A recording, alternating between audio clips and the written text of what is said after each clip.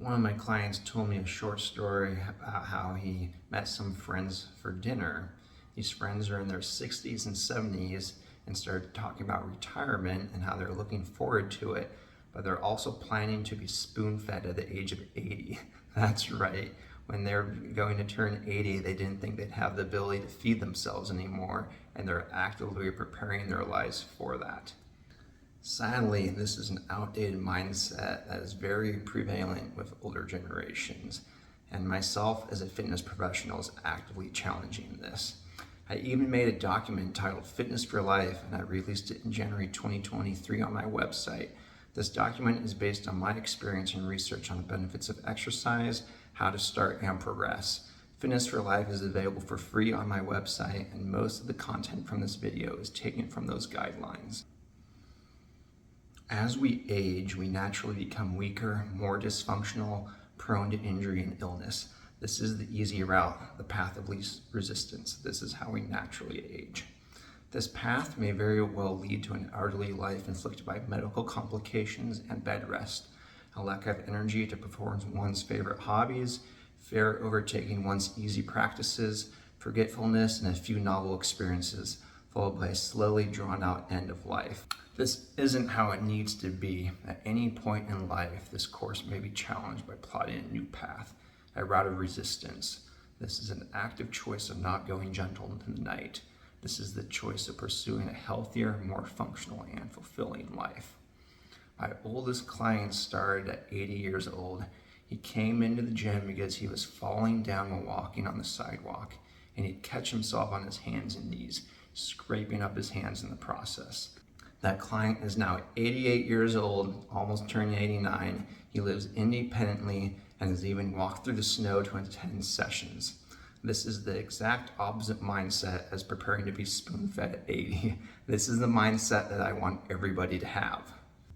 I'm Isaac Way, and this is the 5 best ways to start exercising, avoid injury, and progress at any age. The format for this video will be 5 major topics with several tips under each way. The first way is maintaining a high adherence. Persistence is the #1 indicator of fitness success, and persistence may be measured by exercise adherence, which is how many exercise sessions we perform out of the total schedule for a week, month, cycle, or a program.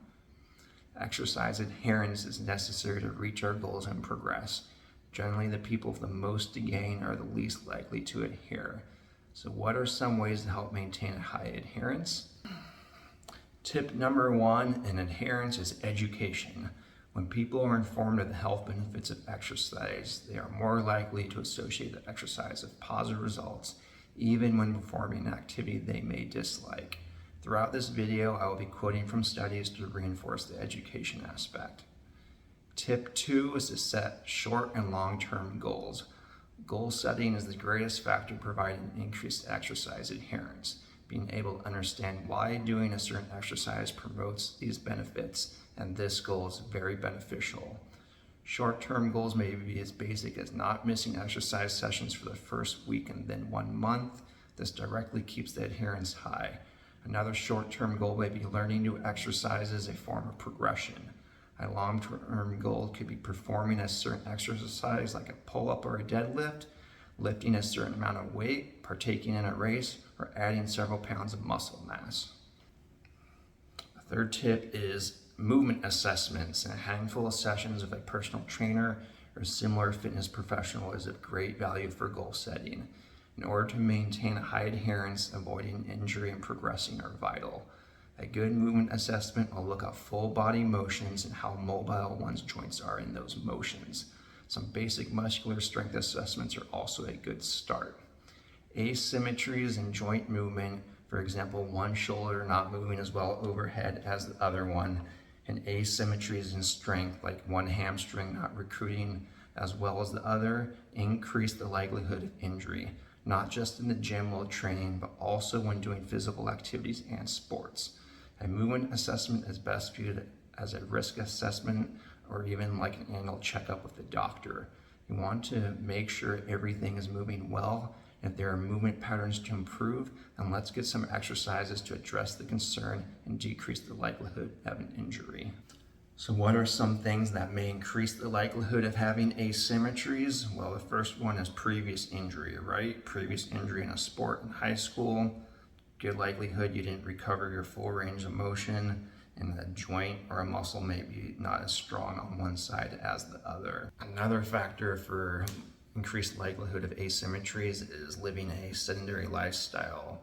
Being seated in the same positions for long periods of time can very easily offset shoulders side to side or cross-sectional, one shoulder to the opposite hip or hips side to side, and create asymmetries that can be pretty easily addressed with a thorough movement assessment. A third factor that will increase the likelihood of asymmetries is aging. As we age, we naturally lose muscle mass and muscle elasticity, which means we lose range of motion and we get tighter. And if we have dominant sides like the right side compared to the left side, we're probably going to have asymmetries, and right side being stronger for certain muscle groups and left side not being as strong. So it's very likely we'll have reduced ranges of motion from side to side, as well as reduced strength from side to side, just with natural aging. Tip number 4 for maintaining a high adherence is programming. If we're exercising, regardless of with a trainer or on our own, we should be following a program. A program could be provided in an email, app, or written in a notebook. The important part is that exercise sessions are recorded. We should record the day, exercise choices, sets, reps, and rest times. Recording our exercises sessions increases adherence by measuring progress, especially if our goals align with something as achieving PRs on lifts, right? You're gonna see your numbers increase as we go. Pretty straightforward.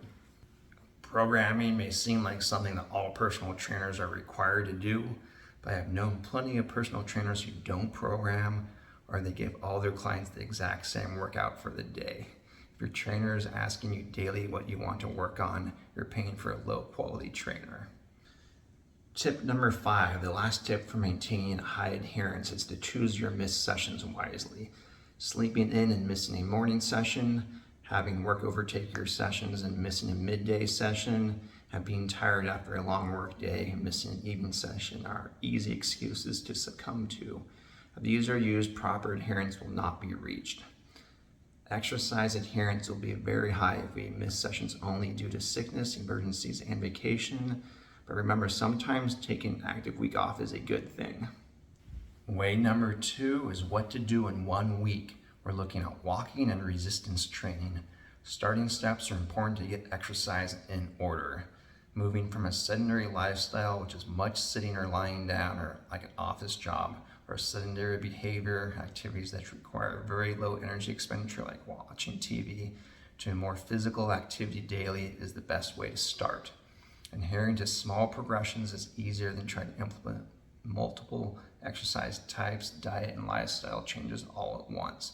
I like to think of walking as basic body maintenance and a quick way of tapping into the many benefits of exercise. Why is it important to start walking? Well, sedentary behaviors have wide-ranging adverse impacts on the human body, including increased all-cause mortality, cardiovascular disease mortality, cancer risk, and risk of metabolic disorders such as diabetes, hypertension, and dyslipidemia, which is an imbalance of lipids, musculoskeletal disorders such as arthralgia, which leads to joint pain, and osteoporosis, depression, and cognitive impairment. Therefore, reducing sedentary behaviors, increasing physical activity are both important to promote public health. We want to start walking before running.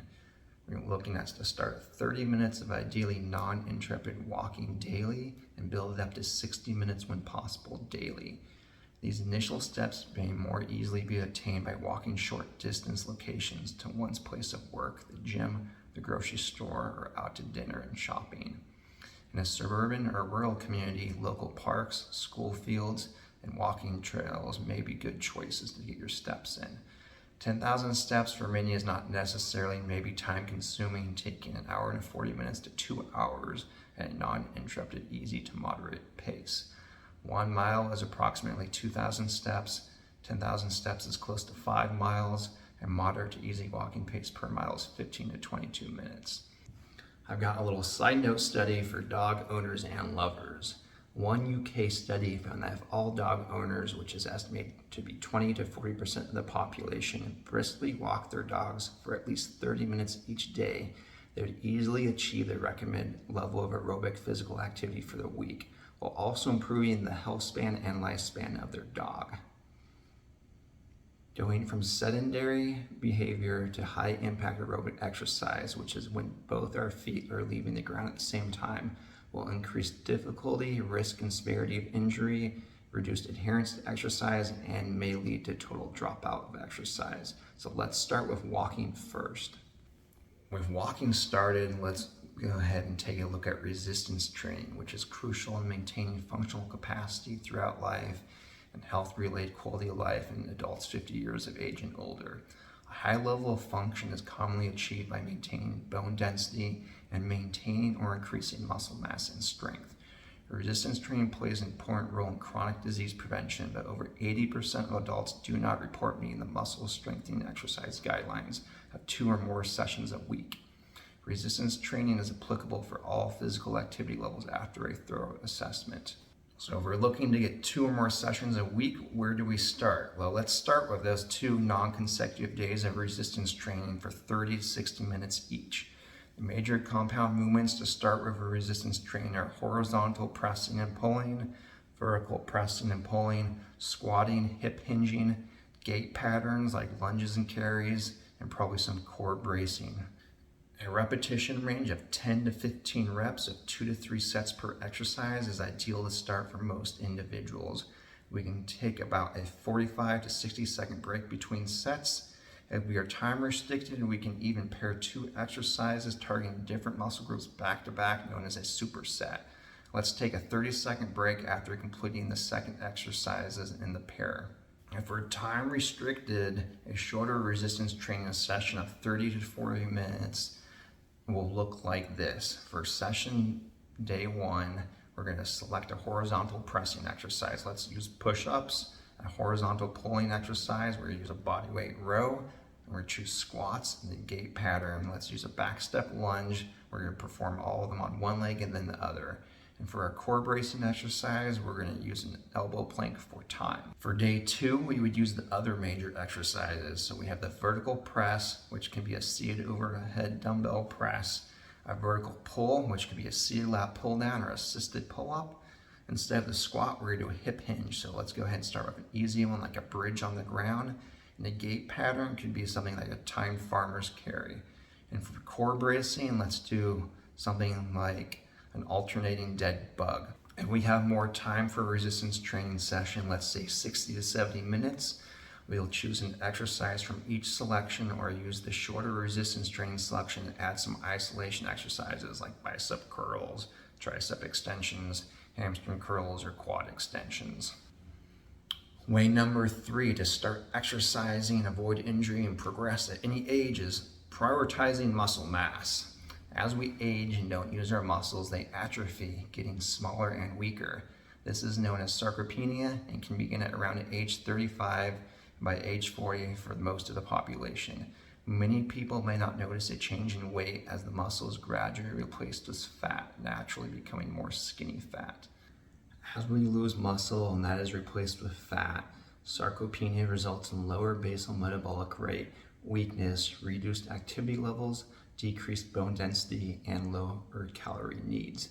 The related increase in body fatness is linked to hypertension and abnormal glucose tolerance. Many consequences of sarcopenia are preventable and even reversible, though. Let's check out this study. Adhering to 2 weekly sessions of resistance exercise is currently recommended as a first-line treatment for sarcopenia. As we age, we naturally lose muscular flexibility as well. Generally, this deficit begins in the 30s or 40s and contributes to a 10% decrease every 10 years or a 30% reduction by the age of 70. Muscle weakness is associated with diminished range of motion, and using our muscles and getting stronger will actually allow us to move better in greater ranges of motion. The next tip for prioritizing muscle mass is protein consumption. So I'm going to use kilograms, so we want to take our weight in pounds and divide that by 2.205 to get the number for these equations here. Looking at this study, experts in the field of protein and aging recommend a protein intake between 1.2 and 2 grams per kilogram a day or higher for elderly adults.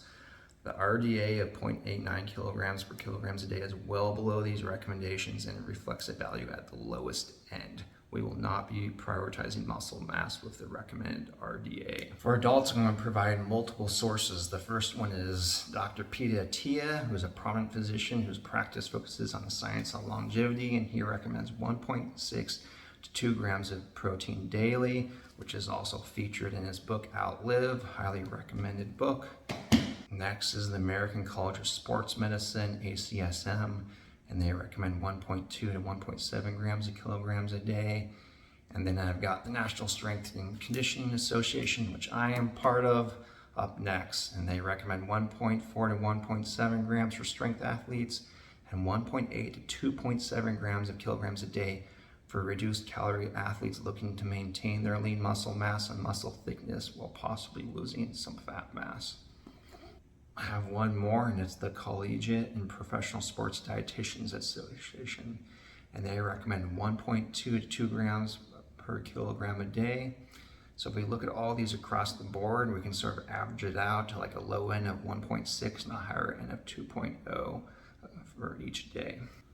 Way number 4 to avoid injury, continue to progress, is developing good form, dropping into squats and collapsing our knees together to get out of them, or throwing up our body, only drop back into our shoulders during a pull-up, and bouncing a barbell off of our chest are all examples of poor form. These increase risk of injury by passing unnecessary load onto our joints, tendons, and muscles. We want to learn to control the basic exercises, and then we'll do great. The eccentric, negative, or lowering phase of an exercise is where we are the strongest, and time under tension in this position results in hypertrophy and strength gains, as well as promoting muscle fascicle length. Full range of motion concentric exercises also promote muscle elasticity. The concentric portion of the exercise is when muscle tension rises to meet resistance. This is where we produce the most force, like pressing a barbell away from our body or just curling and flexing a bicep. Part of developing good form is getting good at basic exercises before performing more complicated exercises. If we can't do controlled push-ups on the floor, well, let's do some against an elevated platform like a table or a bar. We could start with 10 to 15 repetitions for 2 to 3 sets, and we'll look to add 1 repetition to each set each week.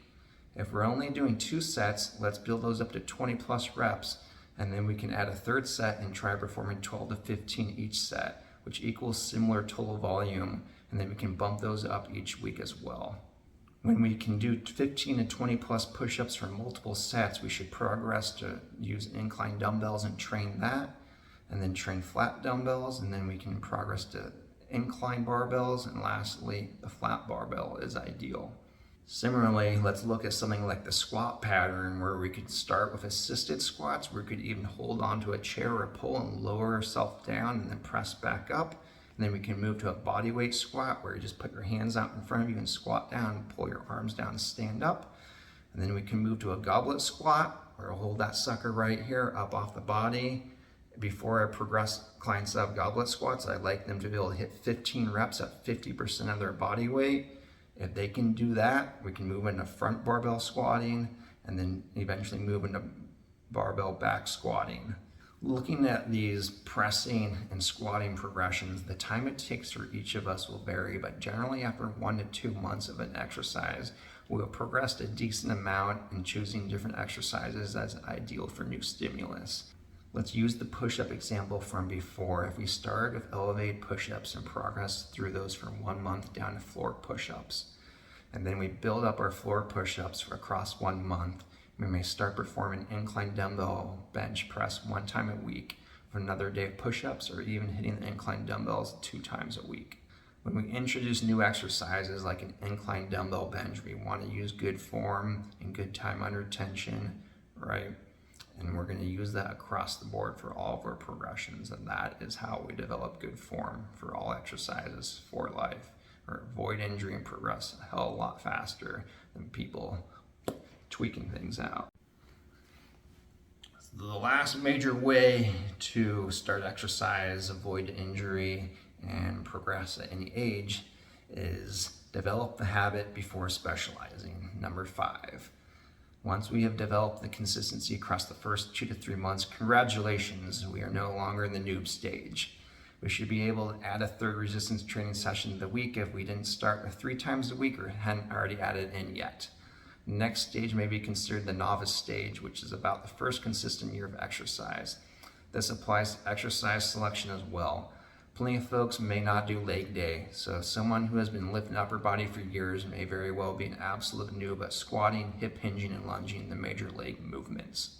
Strength training and hypertrophy, which is developing muscle size, are the 2 major forms of resistance training that programs adhere to. There's a strong relationship between strength and hypertrophy training, and anyone starting resistance training will receive adaptations that benefit both of these. Resistance training results in increase in muscle size through cross-sectional area, neural adaptations by increased motor recruitment, and improved strength via maximal force production. Due to neuromuscular adaptations, a rapid initial increase in strength is often observed as an individual learns an exercise, followed by slow progression as the muscle grows. Let's look at strength training specifically, which focuses on lifting heavy weights by using high loads, more weight, and less volume, lower repetitions like 1 to 5. Hypertrophy training focuses on stimulating muscle growth by using high volume and muscular growth mechanisms, and we could look at like 6 to 30 reps depending on the muscle group there.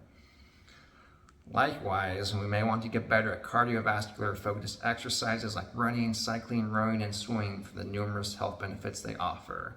At first recommended walking, but now we should have been walking for several months, so let's look at progressing that as well. I'd like to start off with a study looking at the significance of aerobic exercise.